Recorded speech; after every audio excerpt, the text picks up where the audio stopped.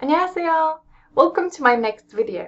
In this video, we're looking at the particle 에서. In last week, I have introduced the particle 에. So if you haven't seen that video, then I think it's good if you watch it because 에 and 에서 are very similar, but also very different. So watch the 에 particle video first and then come back. 그럼 시작할까요? Alright, the particle 에서 usages are two main usages, and it's place, where you're talking about an action taking place, and also the word from. So in terms of the place action, it denotates the place where an action is happening. So for example, 저는 도서관에서 공부해요. I study at the library. So what do I do at the library? I study. Okay, so 저는 I 도서관 library에서 at 공부해요. Study. So what is different between 에 and 에서 is that 에 is marking the movement, like where you headed to, where you going, or it marks the existence where you are at, like I am at home or I'm not at home. But 에서 will be followed by verbs that are action verbs, like studying, eating, sleeping, cleaning, meeting someone. Okay, so those kind of, the action is happening at a certain place. 저는 카페에서 친구를 만나요. I'm meeting a friend at a coffee shop. 저는 I cafe or a coffee shop에서 at 친구 friend 만나요. I meet. And in terms of the second usage, it is used as the word from, and it's used to indicate the starting point of a movement. That means from. So 저는 영국에서 왔어요. I come from England. I am, my nationality, that's where I live, right? I come from England. 저는 영국에서 왔어요. So here, the 왔어요 is in past tense. I came from England. In English, we say I come from England. But just be mindful that the first sentence can mean I am like I come from, as in my nationality, or it can mean literally coming from. So I went and came from England, or I went and came back from Korea, or some sort of place. It can have the two meanings like that, okay? 어제 부산에서 왔어요. I came from Busan yesterday. 어제, yesterday, 부산에서, from Busan, 왔어요. Okay. A common mistake that learners make is confusing these 에서 and 에 particles when indicating the location of an action. 에서 is used when a dynamic action is taking place, like reading, eating, playing, so on. On the other hand, 에 is used to denote the location of existence, or when there is no specific action tied to the location.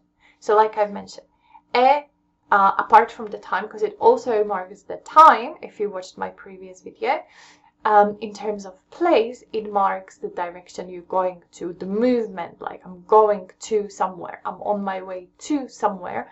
Or with the verbs 있다, 없다, you're saying I am at home or I'm not at home. But the 에서 particle is marking the action that is taking place at a certain location. Okay?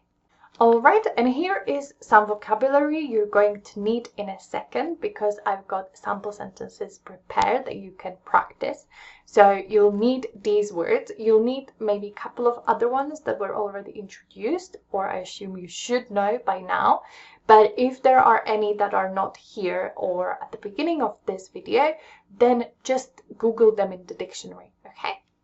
So, 공원 is park, 공원. 산책하다, to take a walk, 산책하다. 식당 is restaurant, 식당. 시장 is market, 시장. 과일 is fruit, 과일. And 출발하다 is to depart, 출발하다. Alright, so have a go at this exercise. Pause your video right now.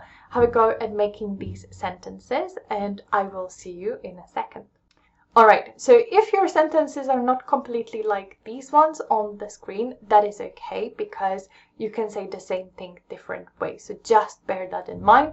If you do have any questions about any of the sentences you have created, just leave a comment and I'll double check them for you. So first one is 우리는 공원에서 산책해요. We take a walk in the park. So 우리 is we, but this can be dropped. Okay, pronouns can be dropped in Korean, so you could just say 공원에서 산책해요. Or you could even say 우리 공원에서 산책해요. You don't have to add the topic marking particle, okay? And that would still be correct. But this sentence here is 우리는 공원에서 at the park 산책해요. We take a walk at the park. 저는 식당에서 저녁을 먹었어요. I ate dinner at a restaurant. 저는 I 식당에서 at a restaurant 저녁을 dinner 먹었어요. ate. 저는 시장에서 과일을 샀어요. I bought fruit at the market. 저는 I 시장에서 at the market 과일을 fruit 샀어요. I bought. 친구가 미국에서 왔어요. My friend came from USA. 친구, friend. You're adding the subject marking particle here because you're talking about your friend. 미국에서 from USA 왔어요. came. 저는 집에서 출발했어요. I departed from home. 저는 I 집에서 from home 출발했어요. I departed. Okay, so in terms of the object marking particles like 저녁을, 과일을, you can drop them. They are not needed in these sentences because these sentences are very simple, so it's obvious what the object of your sentence is. But for completion purposes, I have included them. If you are unsure about topic, object, and subject marking particles, I've already posted videos explaining them, so look them up and have a go at those ones. Alright, and that is it for today's lesson. If you liked it, please give me a thumbs up and subscribe to my channel because it really supports me and the work that I do. If you do have any questions or anything, or you wanted me to double check your sample sentences, then leave a comment and I will see you in my next video. 다음에 또 봐요.